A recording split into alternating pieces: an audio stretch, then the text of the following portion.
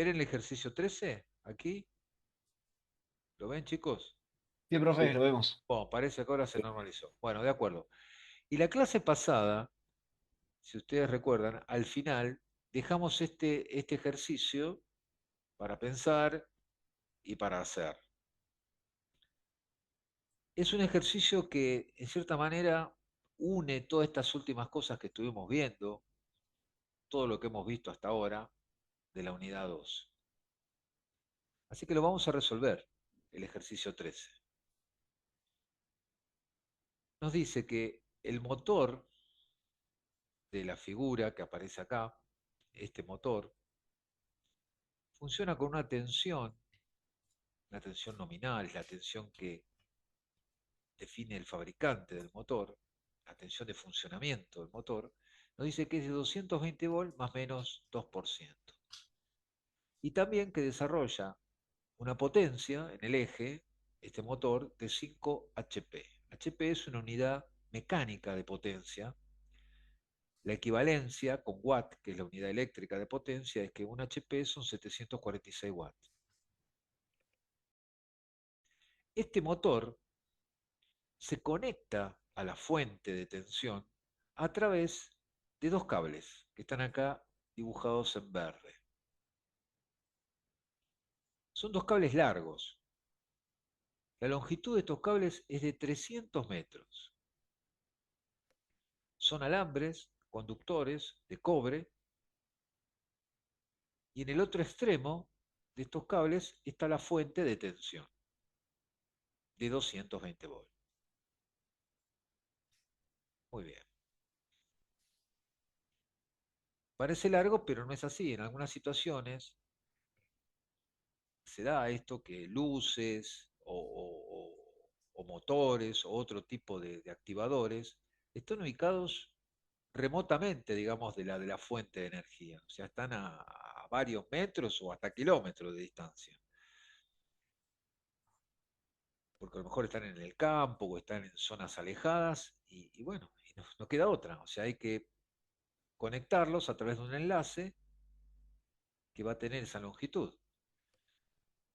En este caso son 300 metros. Entonces nos piden calcular cuál sería el diámetro mínimo del cable que podría usarse en la línea de alimentación del motor. O sea, en esta línea formada por estos dos alambres que están acá en verde dibujados, ¿cuál sería el diámetro más chico que podemos usar, el menor diámetro que podemos usar?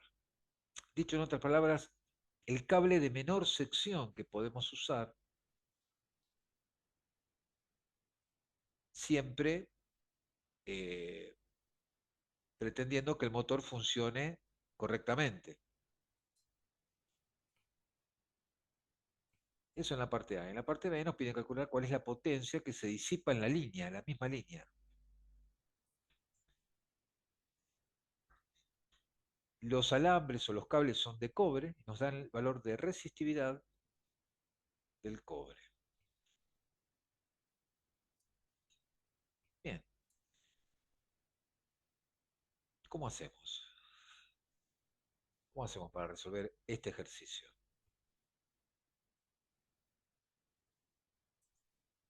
Hemos visto la ley de Ohm. Dijimos que en un cable, en un alambre, en el cual circula una corriente, hay una tensión en sus extremos. Esa tensión es igual a R por I, es igual al valor de resistencia del cable por la corriente. Es la ley de Ohm. Lo vimos en la clase pasada, hicimos ejercicio. Es más, lo repasamos ahora al principio. ¿Qué quiere decir eso? Que si por estos cables circula corriente, que es la corriente que consume el motor, de funcionamiento del motor, sí o sí, según la ley de Ohm, en el cable va a haber una tensión de un extremo al otro. Profe, ¿se escucha? ¿Sí? Le quiero preguntar, Sí, decime. ah, ¿cómo es el tema de la relación de la sección del cable con la resistencia? ¿A más sección no tendría que haber más resistencia? No, al revés. Lo vimos, o sea, esto lo vimos en la clase pasada, hicimos ejercicios. Yo ahora al principio, un poco accidentadamente, porque no sé, no se veía bien el PowerPoint, yo repasé lo que vimos la clase pasada, pero ya la clase pasada hicimos ejercicios. Sí, sí, Y pero bueno, pero conceptualmente, conceptualmente, no. O sí. sea, la resistencia eléctrica depende del material, en este caso es cobre, si fuera de aluminio, si fuera hierro sería hierro, si fuera una aleación cualquiera sería la resistividad de esa aleación. Depende de eso, primero. Después depende del largo y depende de la sección. En el caso de un cable, cuanto más largo es el cable, más resistencia tiene, lo cual suena bastante lógico, ¿no? Y cuanto menos sección tiene, también más resistencia tiene. Es como si fuera un caño de agua. Cuanto más largo es el caño de agua, más resistencia, más rozamiento hay dentro del caño de agua. Y cuanto más finito sea el cable, más le cuesta pasar el agua por el cable. Bueno, en este caso se puede hacer la misma analogía. O sea, la resistencia va a ser proporcional al largo e inversamente proporcional a la sección del cable. Entonces, no sé si creo que está clara la respuesta. Sí, gracias, profe. Ok. Volviendo entonces. Indefectiblemente, como son dos cables, va a haber una tensión en los extremos del cable si circula una corriente por él, que es R por I. ¿Qué quiere decir eso? Que si yo tengo una tensión PF acá, donde tengo los 220, no van a llegar esos 220 al motor, porque en el cable va a haber una tensión que se va a restar a la tensión de fuente, y la resultante es lo que va a llegar al motor. Por lo tanto, nosotros lo que debemos ver es cuál es la máxima tensión que podemos admitir que tenga el cable. Porque si tiene más de esa tensión, ya el motor no va a funcionar correctamente. ¿Cómo sabemos eso? Porque el fabricante, al especificarnos la tensión de funcionamiento, nos dice que son 220 volts más menos 2%. ¿Qué quiere decir eso?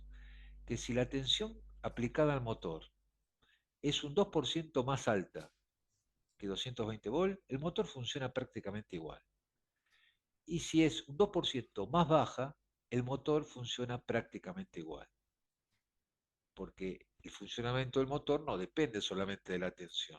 Hay un montón de otros factores, y si yo modifico uno solo de esos factores, que es la tensión, lo modifico un poquito, el motor no cambia mucho su funcionamiento.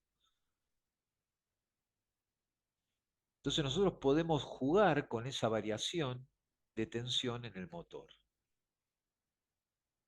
Y eso es lo que vamos a usar acá para definir cuál es la máxima tensión que puede caer en el cable y de esa manera definir cuál sería la sección mínima, la sección más pequeña que puede tener el cable.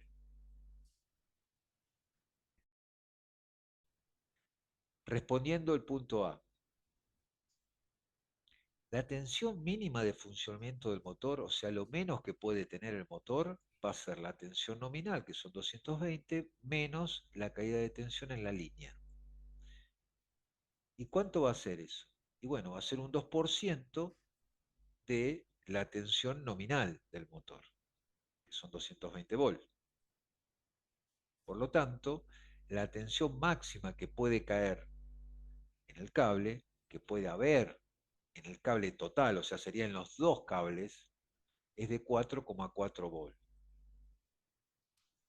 Si caen 4,4 volts, de los 220 me van a llegar 215,6 al motor. Y con esa tensión el motor todavía funciona, digamos, dentro de la normalidad.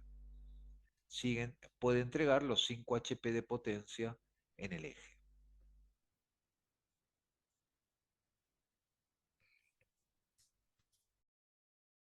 Siendo 4,4 volts la máxima tensión en la línea, vamos a llamarlo delta B. La tensión en el motor, como les dije recién, va a ser 220 menos esta caída en la línea, o sea, 215,6 volts. Entonces, Esta va a ser la tensión de funcionamiento efectiva, la verdadera tensión que va a estar sobre el motor. ¿Cuál es la potencia eléctrica en el motor? Conocemos, el dato es la potencia mecánica. Nosotros tenemos la equivalencia de unidades y podemos calcular la potencia en watts, o sea, la potencia eléctrica en watts. La potencia eléctrica, entonces va a ser la potencia mecánica igual a la potencia mecánica. Y vamos a multiplicarlo por este cociente que vale 1, porque 746 es lo mismo que un HP, pero de esta manera vamos a poder cancelar HP y nos da la cuenta, nos da la potencia eléctrica, que serían 3730 aproximadamente watts.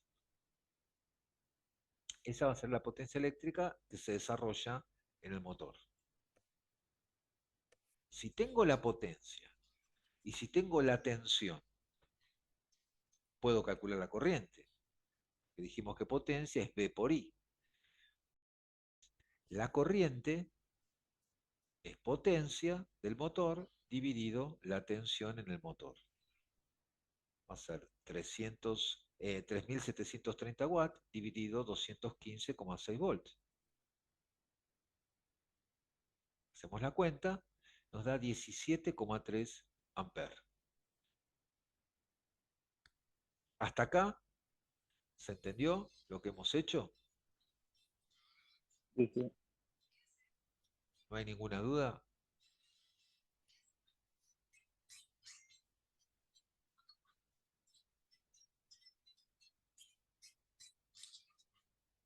Vamos a suponer que no hay dudas. Bien, tenemos la corriente en el motor. Correcto. Esta corriente circula por los cables, pasa por el motor, o sea, pasa primero por un cable, pasa por el motor y después se cierra el circuito a través del otro cable hasta la fuente. Muy bien. Hola, ¿alguien quiere hacer una pregunta? Hola, hola. Víctor, tenés el micrófono prendido. ¿Hay alguien con el micrófono prendido, por favor? Sí, si no van a... Profe, Si yo no sí van quiero a... hacer una pregunta. Sí, dime. ¿Por qué se toma 215 y no tipo el valor como... ¿Por qué no le sumás 2% en vez de restarle a la tensión? Lo vuelvo a repetir. Vuelvo a repetir porque es en general la mayoría tiene más dudas. Hiciste bien en preguntar.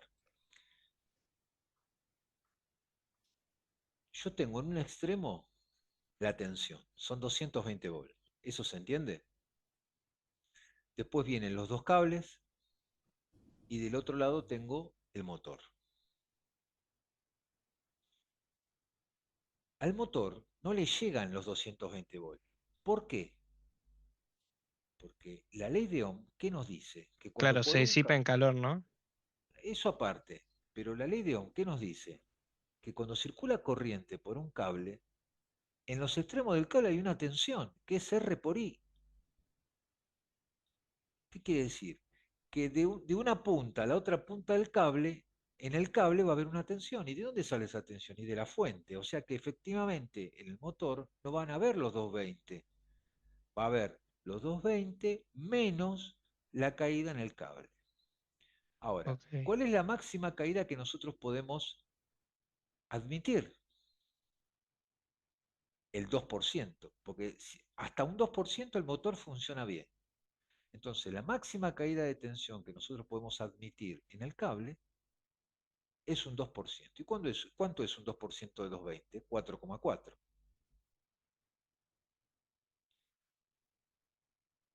¿Se entiende ahora por qué no tengo los 220 y tengo 215,6? Sí, sí, gracias. Ok. Ahora, esta caída de tensión, como dijimos, es R por I. La corriente ya la calculamos.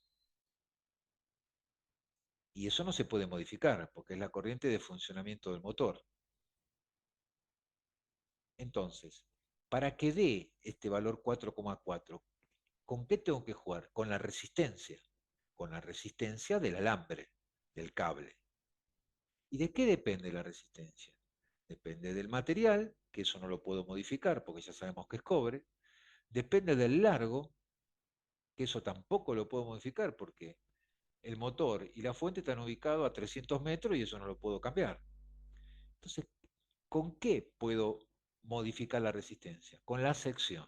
O sea, eligiendo un cable más finito o un cable más grueso.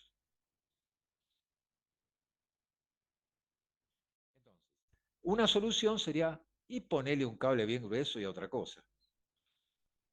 Está bien, si vos le pones un cable bien grueso, seguramente te va a caer muy poca tensión, te van a caer menos de 4,4 y el motor va a funcionar perfectamente. Vas a tener más de 215, vas a tener 218, 19, 220.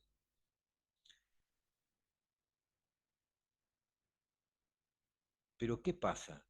El cable es caro, muy caro.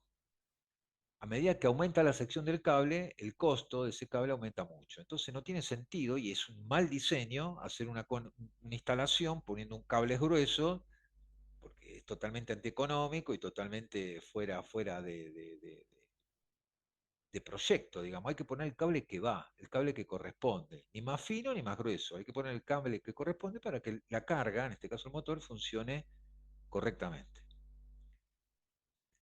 Eso es lo que tenemos que definir.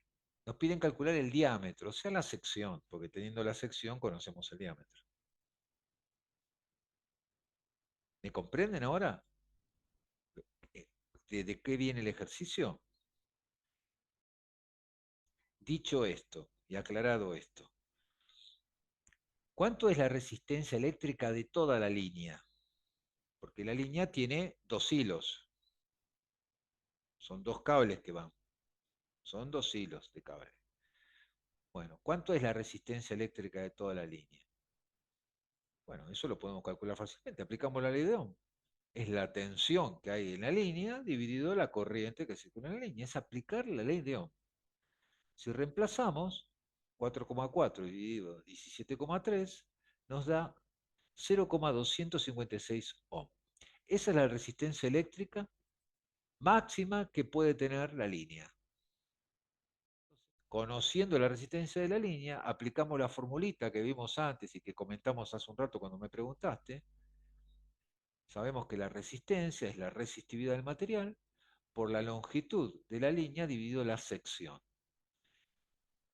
En este caso, como estamos trabajando con la resistencia de toda la línea, vamos a poner acá la longitud de toda la línea. La longitud de toda la línea es 2L, porque es L de una punta a la otra y a la vuelta de un extremo hacia el primer extremo, digamos, ¿no? Entonces sería 2L la longitud de toda la línea. Suponemos que la sección es circular y el área del círculo es pi por el diámetro cuadrado sobre 4. Despejamos de acá el diámetro, reemplazamos la resistividad era dato, era la resistividad del cobre, por el número 8, por el largo, que son 300 metros, dividido el número pi y dividido la resistencia de la línea que hallamos antes. Sacamos la raíz cuadrada de esta expresión y nos da que el diámetro mínimo serían 7,2 milímetros, o sea, 0,0072 metros, 7,2 milímetros aproximadamente. Profe, la Sí, sí. resistencia de la línea, incluyendo al motor. No, no, no, no, no, la línea solamente, no, el motor no, la línea. O sea, la línea está formada por dos hilos. O sea que la resistencia de la línea está dividida en dos. Un hilo tiene la mitad de la resistencia y el otro hilo tiene la otra mitad de la resistencia. La resistencia que calculé yo acá está de 0,256 y la resistencia de toda la línea. Por eso, al trabajar con la resistencia de toda la línea, tengo que poner la longitud de toda la línea. que serían 600 metros. Llegamos al diámetro mínimo. Lo lógico en este caso sería usar un cable de 8, 9 milímetros para dar un margen de seguridad a, a esta instalación. Con ese cable va a andar correctamente y no vamos a tener problemas. Igualmente, si calculamos la sección, nos va a dar un cable bastante grueso. O sea, no es que va a ser un, no sé, un hierro del 8, pero digamos que va a ser un cable relativamente grueso. Bien, si calculamos ahora la potencia que se disipa en la línea, que es pérdida total, porque no se aprovecha para nada esa potencia, ¿cuánto vale esa potencia? ¿Alguien se anima a decirme cuánto vale esa potencia? ¿Alguien me puede decir cuánto vale esa potencia?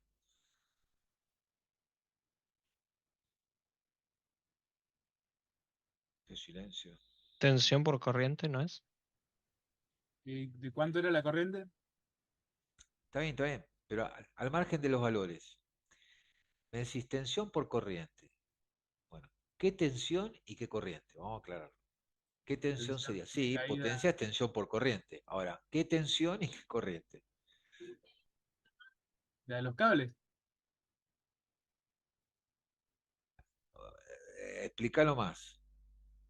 ¿Y no es la tensión que cae en los cables por la corriente del circuito? Ahí está bien. Es la tensión, como es la potencia en la línea, es la tensión en la línea. Esa es la respuesta. O sea, en los cables. Por la corriente que circula, que hay una única corriente. Acá no hay más corriente, hay una sola corriente. Sí, esa sería una forma. ¿Alguna otra forma se les ocurre de calcular la potencia en la línea? Podríamos usar la resistencia de la línea. Es decir, es la resistencia de la línea por la corriente al cuadrado. O podríamos decir, es la tensión en la línea al cuadrado dividido la resistencia de la línea. Son tres maneras de calcular la potencia y nos va a dar lo mismo. Acá yo utilicé esta última expresión, digo que la potencia en la línea va a ser la resistencia de la línea que calculamos antes por la corriente, que hay una sola corriente, la corriente por el motor, elevado al cuadrado. Reemplazando por los números, nos da que la potencia en la línea son 76 watts. Es decir, que cuando el motor esté funcionando, vamos a perder en la línea una potencia similar al consumo de, no sé, de una computadora grande trabajando arduamente, que es más o menos lo que consume una computadora cuando está trabajando arduamente, sin sacarle ningún provecho. O sea que es bastante la energía que se pierde en forma de calor en la línea. Por lo tanto, uno tiene que jugar, cuando en un caso real, que tuviera que realmente hacer este trabajo, hay que evaluar qué es mejor, si hacer un gasto importante poniendo cables más gruesos, y de esa manera voy a disminuir la potencia que se pierde en la línea, o no me interesa mucho la potencia en la línea, porque en definitiva, si el motor consume 3700 y pico watts, 76 watts es un 2% que se pierde en la línea, justamente, el 2% más o menos. No sería tanto. Eso hay que evaluarlo. Depende de cómo uno quiera hacer la instalación. ¿Entendieron todos esta parte? ¿Comprendieron todos qué es esta potencia? ¿A qué nos Sí, estamos sí. refiriendo? Bueno, cualquier cosa, la próxima clase, si alguno tiene duda, me pregunta y lo volvemos a aclarar, porque este ejercicio es muy, muy revelador en el sentido de que están los conceptos fundamentales acá. A todo lo largo de este ejercicio están todos los conceptos que hemos visto hasta ahora, que son varios, son importantes. Bueno, Vamos a continuar y vamos a avanzar. El ejercicio anterior sirve, digamos, para rever todo lo que hemos visto hasta ahora, como un resumen aplicado de lo que vimos hasta ahora.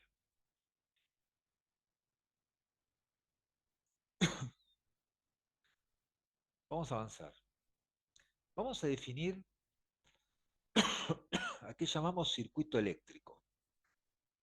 Vamos a hacer algunas definiciones. Vamos a llamar circuito eléctrico a cualquier camino cerrado en el cual circulan cargas eléctricas. Esto es una representación. Por ejemplo, este camino que está en azul es un camino cerrado. Supongamos que circula carga eléctrica por ahí, que se está desplazando carga eléctrica. A lo largo de este camino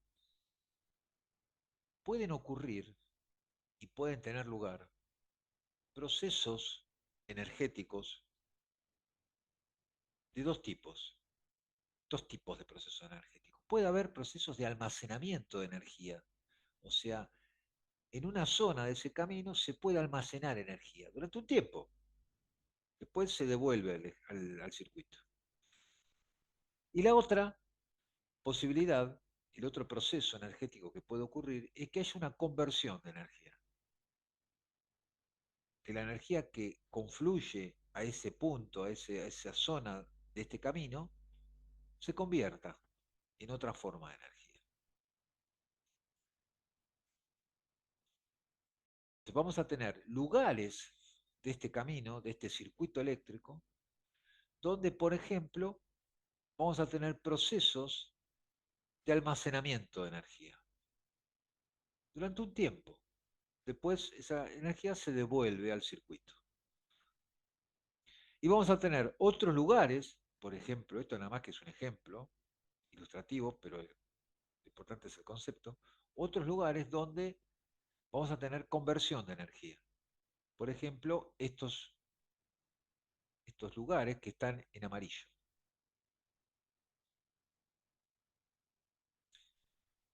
Justamente a estos sitios, a estos puntos del circuito en el cual se dan estos procesos energéticos, tanto de almacenamiento como de conversión de energía, los vamos a llamar elementos ideales del circuito. Elementos ideales del circuito. Y justamente son eso, son una imagen ideal, una idealización, referida a un posible dispositivo real que tenga propiedades que permitan hacer el proceso que queremos, que pretendemos que haga, o sea, que pueda almacenar energía o que pueda convertir energía. Vamos a tener dos tipos de elementos de circuito. Elementos de circuito pasivos, que serán aquellos elementos en los que se produce almacenamiento de energía,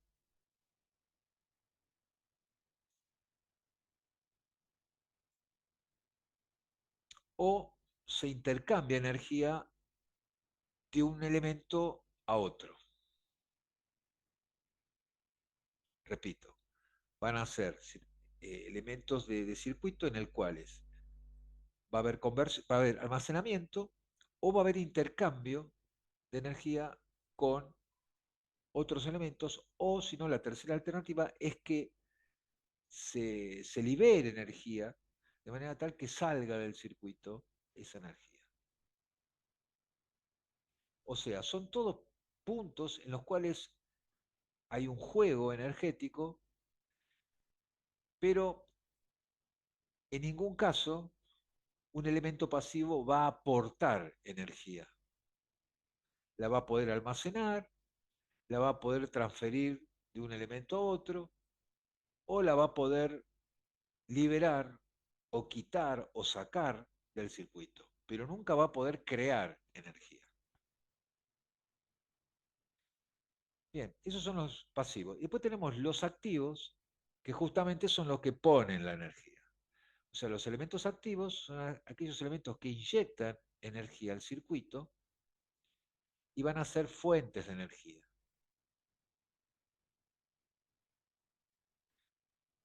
¿Cuáles son los elementos pasivos? Vamos a definirlos. Los elementos pasivos son 4. Por un lado tenemos el resistor. Resistor. Va a ser el elemento de circuito que representa los procesos energéticos de tipo irreversible, o sea que va en un sentido nada más, en los cuales la energía en este elemento pasivo se transforma, o sea, sale del elemento hacia afuera en forma de calor. Se libera energía en forma de calor. La magnitud eléctrica asociada a un resistor es la resistencia eléctrica. Y los vamos a denominar con la letra R mayúscula. Este simbolito que está acá es uno de los símbolos que se utiliza para representar en un circuito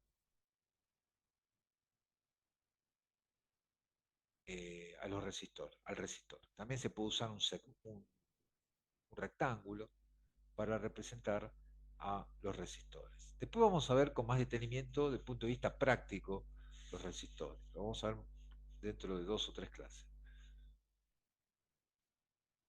El segundo elemento pasivo es el capacitor.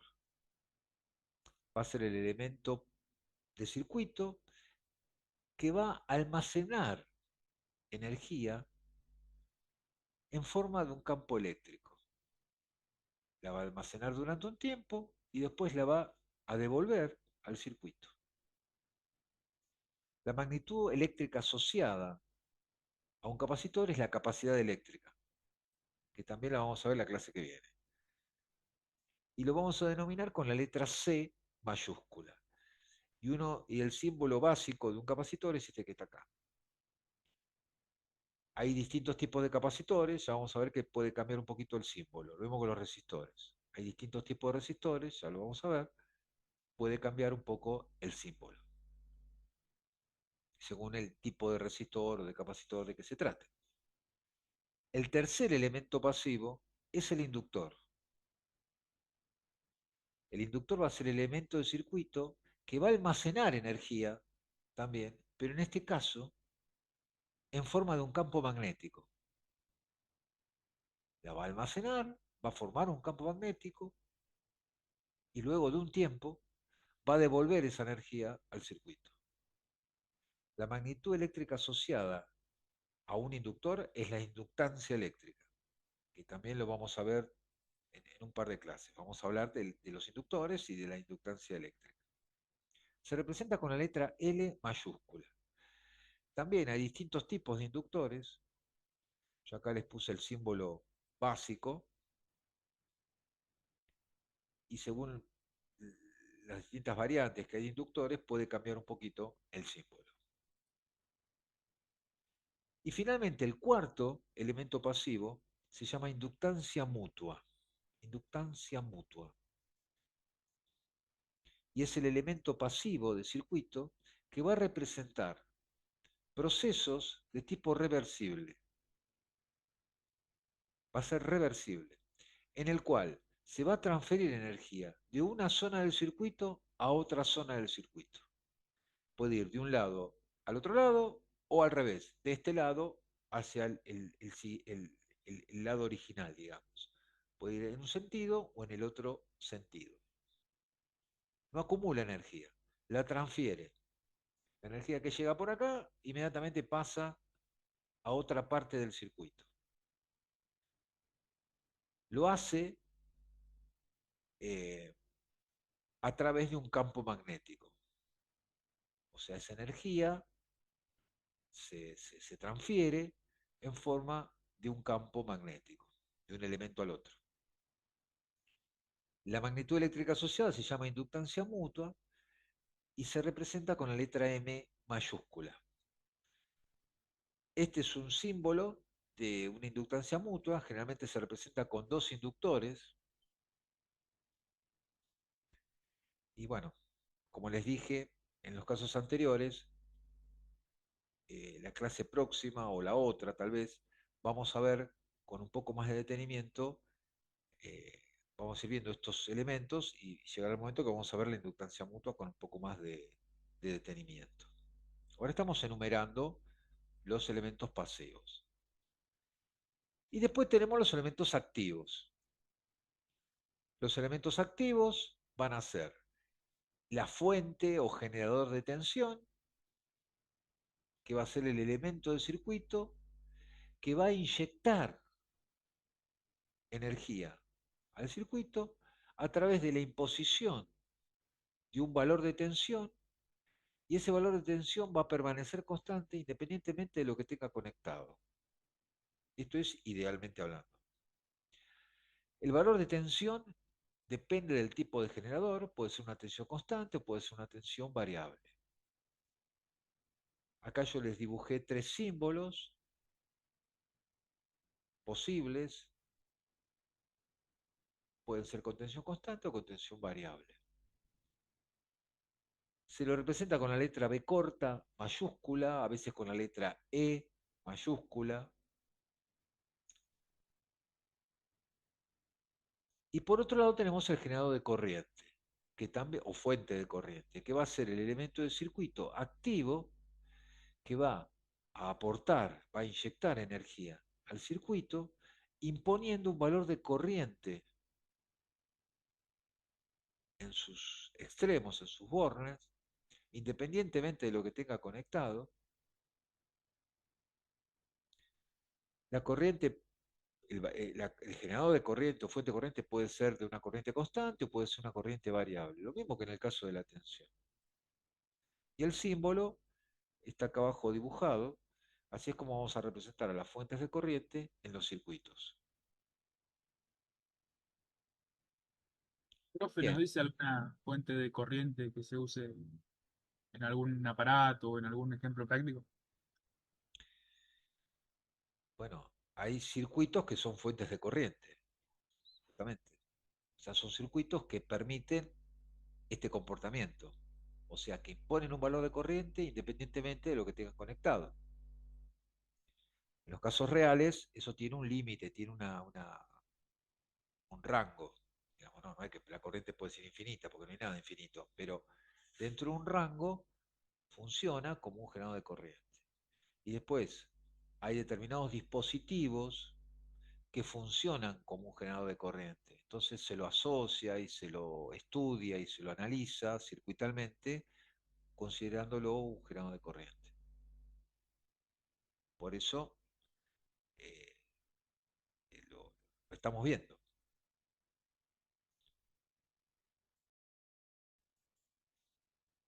Vamos a ver ahora, antes de ver las leyes de Kirchhoff, no tengo la diapositiva y no tuve tiempo de prepararla, así que vamos a ver las leyes de Kirchhoff y sobre las leyes de Kirchhoff les voy a dar algunas definiciones. Eh, digamos, son de lo que es la terminología que usamos en electrotecnia. Las leyes de Kirchhoff son dos. La primera se llama ley de nodos. Ley de nodos. ¿Qué es un nodo? Un nodo es un punto del circuito, un punto, cualquier punto del circuito al cual convergen dos o más caminos. O sea, conexiones serían. Un circuito donde convergen más de dos conexiones. También un nodo puede ser un punto que yo quiera resaltar por alguna razón, por algún motivo, quiero resaltar algún punto, entonces digo, este es el nodo A, y abajo aclaro, en el nodo A ocurre esto, o hay que Profe, poner esto, o tal cosa. Sí, disculpe, ¿no? Pero ¿no son tres o más conexiones? ¿O ya con dos me...? no, es con dos. Y en realidad, sí, es con dos. Es con dos. Y no tiene por qué ser conexiones entre dos elementos distintos, porque insisto, yo puedo tener un cable y acá tener un nodo y tener otro nodo acá en el mismo cable. ¿Y para qué? Si es lo mismo. No, no es lo mismo, porque este nodo, yo le pongo un nombre, digo el nodo A, por ejemplo, este que está acá. Entonces yo abajo del circuito, aclaro, en el nodo A, ojo, tened cuidado porque ahí hay cerca no sé, un disipador o hay, ¿me comprenden? O sea, en la práctica a veces se marcan nodos para indicar otras cosas que no tienen que ver con el circuito eléctrico en sí, sino que tienen que ver con la implementación, con el armado, con, con, con lo que es el circuito práctico, concreto y real. Entonces es cualquier punto del circuito, a cualquier punto del circuito lo llamamos nodo. Circuitalmente hablando, sí, sería la unión de dos elementos o más, de dos o más elementos. Lamentablemente no tuve tiempo de hacer el PowerPoint para ilustrarlo, pero creo que se entiende. El punto que une tres o más se lo llama nudo. Es una pequeña distinción entre nodo y nudo. Nodo es cualquier punto.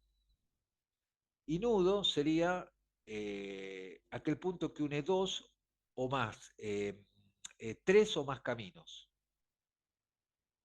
O sea que cualquier nudo es un nodo.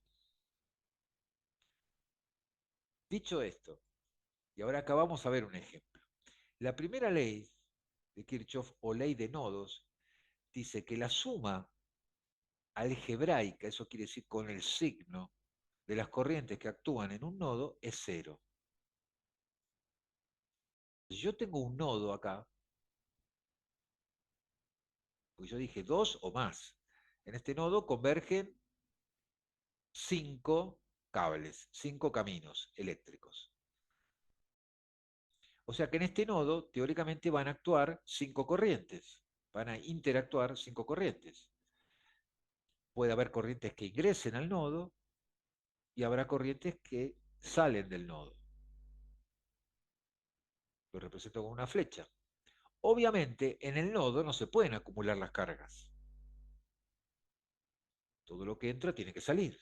Ahí no se puede acumular carga eléctrica. Entonces, esta es la justificación práctica de esta primera ley de nodos.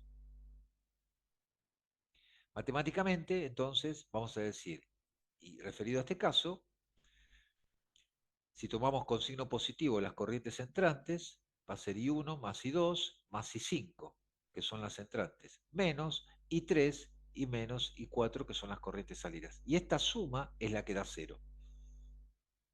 Es la sumatoria de corrientes algebraica, o sea, cada corriente con su signo. Eso es lo que da cero. La segunda, ley de Kirchhoff o ley de mallas, y en realidad se debería llamar ley de lazos, tiene que ver justamente con lo que ocurre en una malla o en un lazo. ¿Qué es un lazo? Un lazo es un camino cerrado. Es un camino eléctrico cerrado. Ahora, cuando el circuito es un poco más complejo, yo puedo tener dentro de un camino cerrado, puedo tener adentro otros caminos cerrados. Entonces, la distinción es esta. Son todos lazos y una malla va a ser aquel lazo que no contiene ningún otro lazo, digamos. Es una pequeña distinción que hay entre lazo y malla. Generalmente se habla de ley de mallas, aunque en realidad a veces no es una malla, porque, repito, contiene un lazo adentro. Pero en la jerga a veces se lo llama así. ¿Y qué nos dice la segunda ley de Kirchhoff o ley de mallas? Dice que la suma algebraica, es decir, con el signo de las tensiones que actúan en ese lazo, o sea, en ese camino cerrado, es igual a cero. Entonces, por ejemplo, supongamos que esta es la malla, o sea, este es el camino cerrado, ¿ven? Es un camino, un circuito cerrado. Supongamos que actúan ahí distintas tensiones, 5 tensiones. Las tensiones tienen una polaridad, se representan con una flecha. La base de la flecha sería el negativo de la tensión y el puntero de la flecha el positivo de la tensión. Entonces yo de esta forma represento las tensiones que están actuando en este lazo o malla.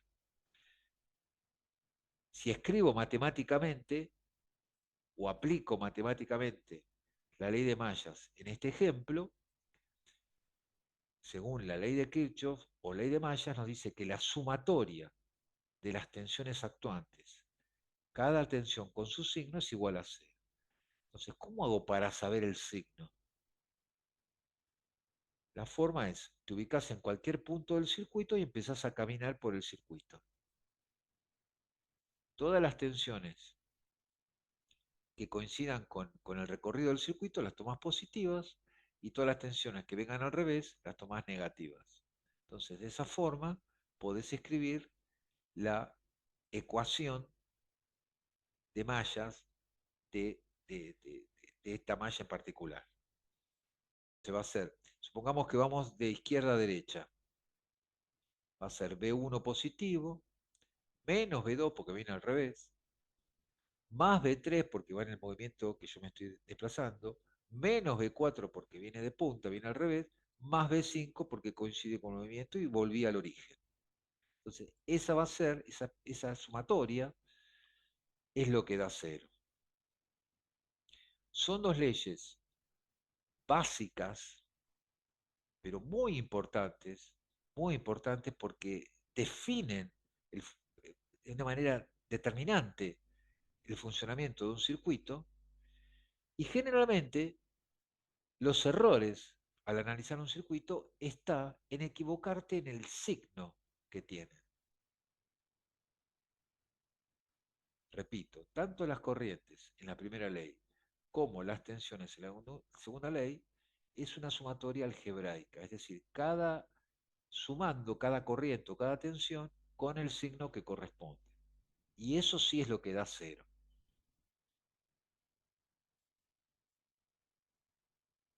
Una aplicación de esto que vimos es calcular cuánto sería la resistencia total de varios resistores en serie y cuál sería la resistencia total de varios resistores en paralelo. Entonces, no tengo acá la diapositiva, pero les cuento. La conexión serie es aquella en la cual los componentes, o sea, los elementos del circuito, están uno a continuación del otro. Es como si fueran los vagones de un tren, uno a continuación del otro. Eso es una conexión serie. Conexión en paralelo es cuando los componentes están uno al lado del otro, es decir, que los dos terminales de cada componente van, van a dos puntos que es común a todos los componentes. Eso sería una asociación paralelo o una conexión paralelo.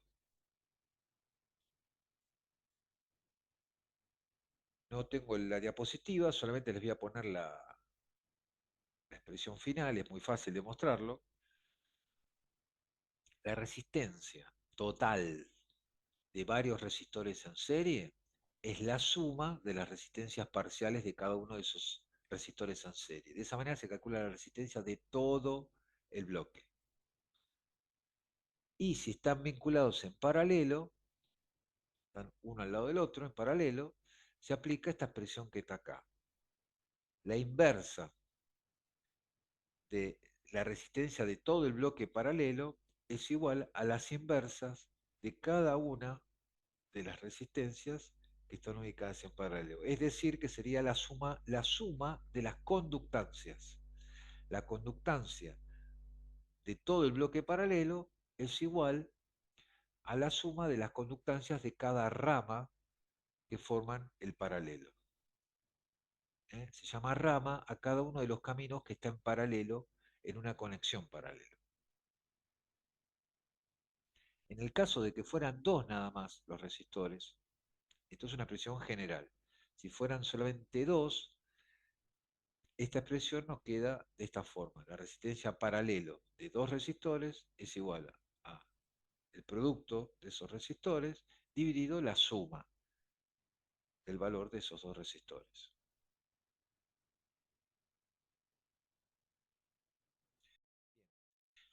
Con todo esto, vamos a hacer ¿Me puedo volver un eh, cachito? para atrás.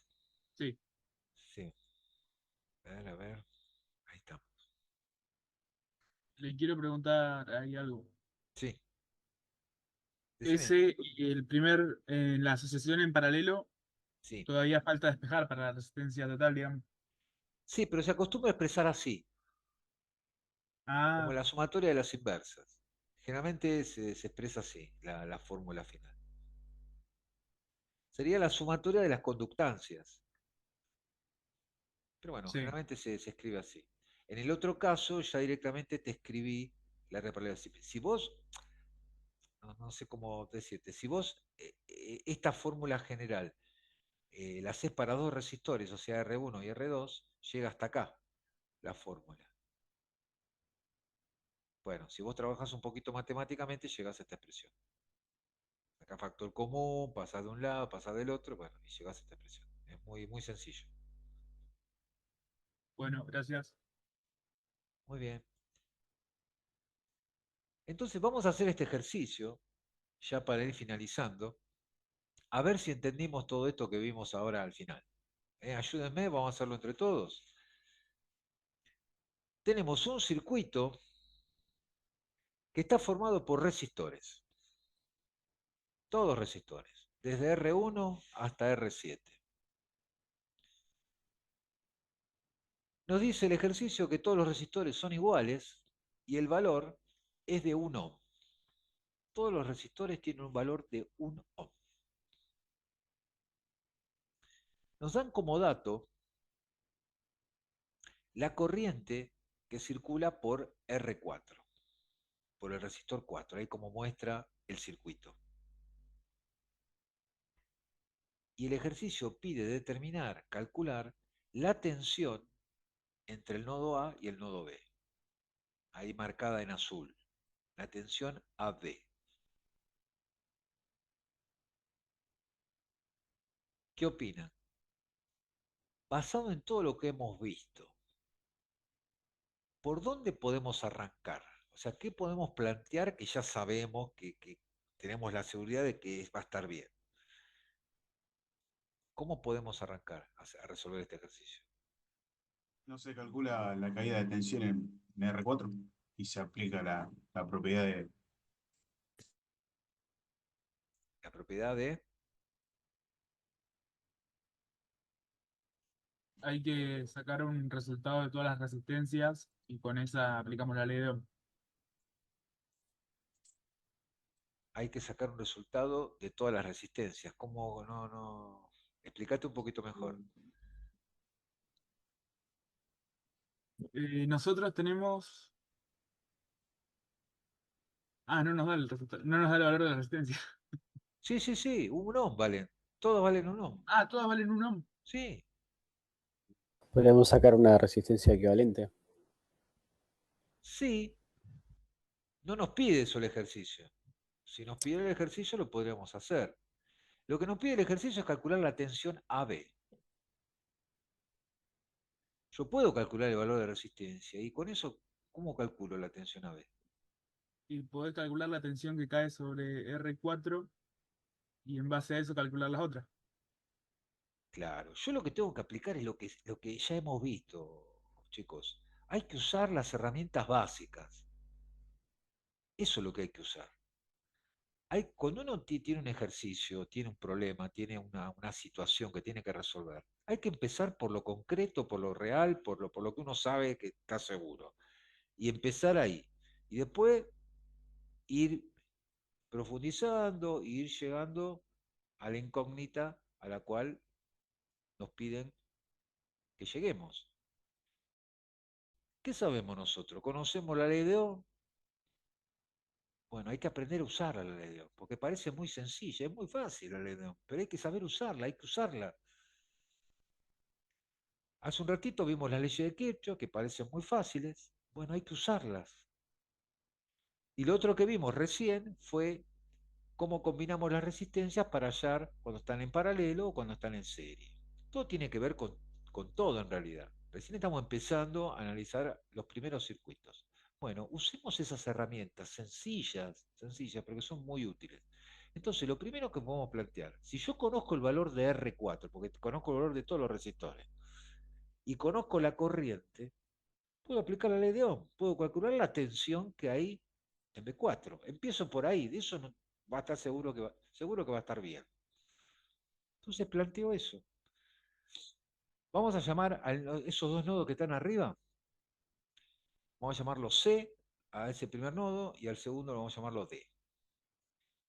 Correcto, entonces la tensión en R4, en el resistor 4, es igual que la tensión dB. ¿Están de acuerdo? O sea, es lo mismo. La tensión en R4 es la tensión entre el nodo D y el nodo B. Y por ley de Ohm es igual a R por I. O sea, va a ser R4 por I4. R4 es un ohm, la corriente son 4 amperes, dato, es el único dato que nos dan, aparte de los resistores. Por lo tanto, la tensión ahí es 4 volts. Sabemos que la tensión entre el punto D, entre el nodo D y B, es de 4 volts. Entonces, ahí es donde empezamos a desarrollar el ejercicio. Entonces, ¿qué podemos plantear? Lo que podemos hacer es, como marca ahí la flecha verde, ver cuánto vale toda la resistencia que está de R4 hacia la derecha. Vamos a reemplazar en el papel, cuál sería un resistor equivalente de todo ese conjunto de resistores que están ahí, de todo ese subcircuito formado por R4, R5, R6 y R7.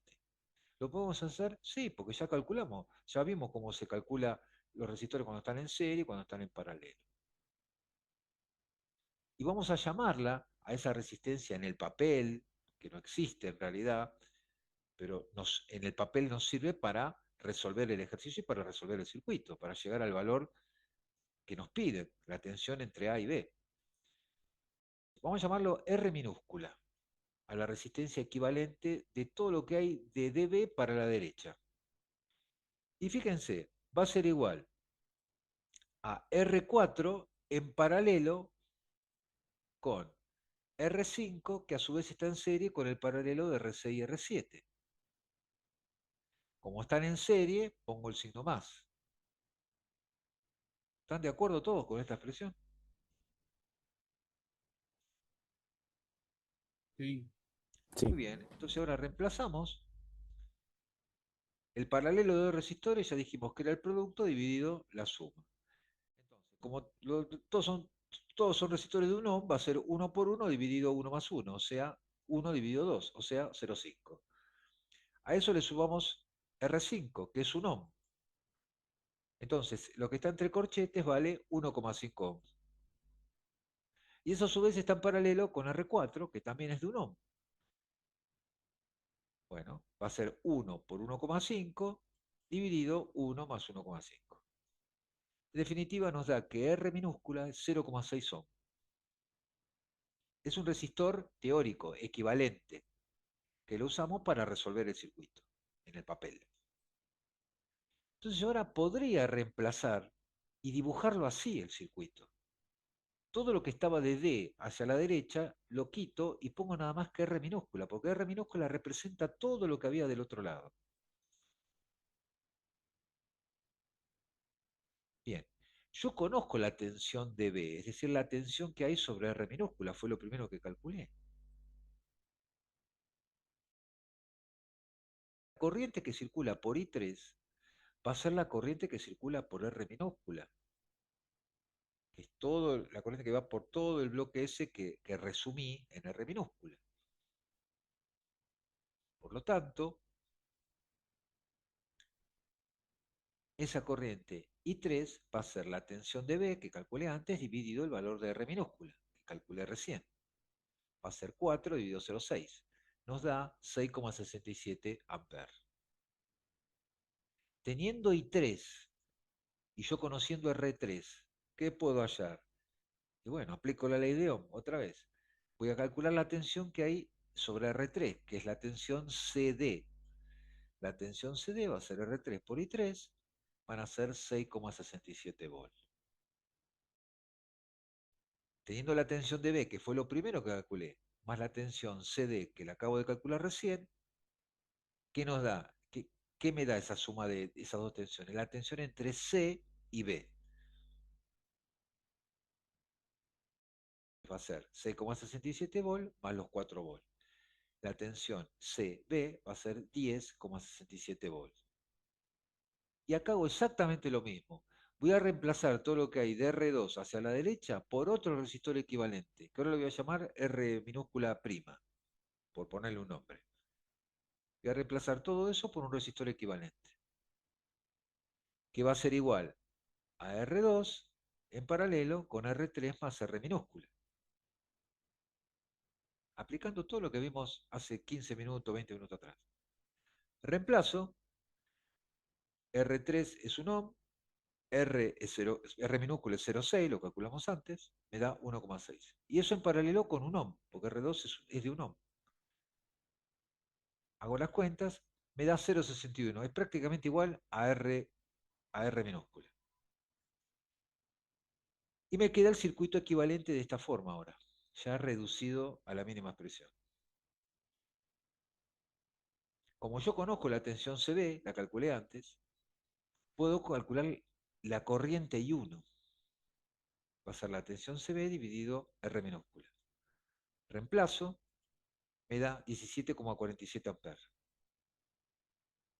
Finalmente, como conozco la corriente I1, que circula por R1, aplico otra vez la ley de Ohm y calculo la tensión AC, que es la tensión en R1. Me da 17,47 volts, porque R1 vale 1 ohm. Finalmente, la tensión AB es igual a la tensión AC más la tensión CB. Reemplazo por los números y obtengo en definitiva entonces que la tensión entre A y B es 28,14 volts. Fíjense que lo único que apliqué fue la ley de Ohm, junto con las leyes de Kirchhoff, o sea, muy básicamente, y algo de la asociación paralelo y asociación serie de resistores.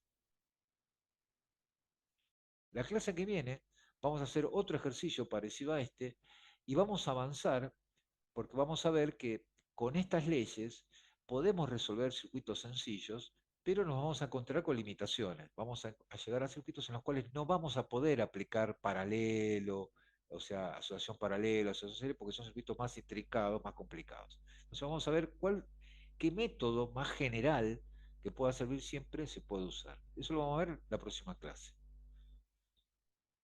Bueno, chicos, entonces dejamos acá y nos vemos el próximo miércoles. No sé si en la facultad, supongo que vamos a tener buen tiempo, así que nos vamos a poder ver ya directamente en la facultad. Chau, chicos. Hasta el próximo miércoles. Nos estamos viendo. Chau. Chao, Chao, nos profe. vemos. Muchas gracias.